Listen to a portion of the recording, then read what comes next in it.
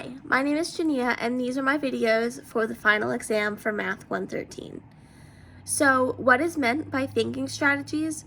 Thinking strategies are the ways that kids were taught different strategies on how to add numbers together to give them their addition facts.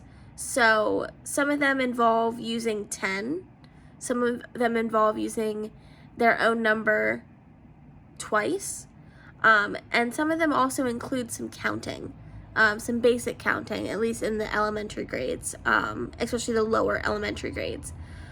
And these are things like counting on and doubles and making 10.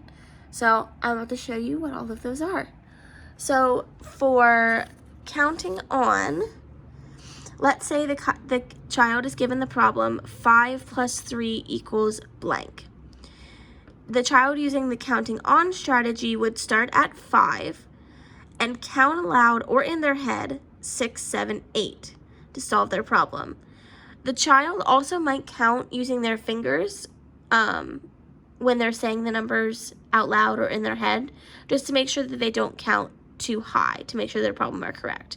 So if I'm trying to figure this problem out, I say 5 plus 3, okay, so 5, 6, 7, 8. And I know that I only counted 3, and I counted out loud. So I counted 3, and 5 plus 3 equals 8.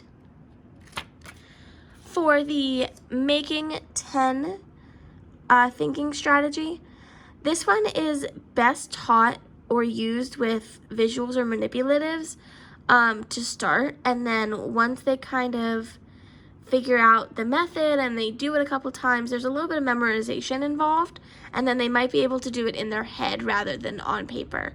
But for the sake of the example, I'll do it visually. So the problem is 8 plus 6.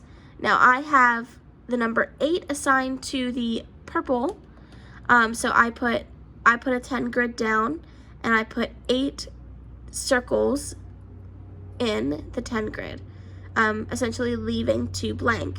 Now I assigned the number 6 the green marker, so I have 6 green dots there.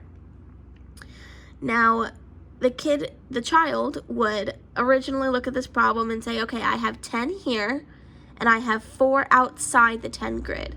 So I can add 10 plus 4, and that's 14. Now the way they use this 10 grid or making 10 to solve their problem they would say, well, I know my purple is the number 8, and I have my green as the number 6, so, and they're the same, they look visually the same, so you can say that 10 plus 4 and 8 plus 6, their answers are the same, and they are both 14. The next thinking strategy would be mastering doubles. So this is a very simple addition problem, but you could get more complicated with it. But the example problem was 3 plus 5 equals question mark.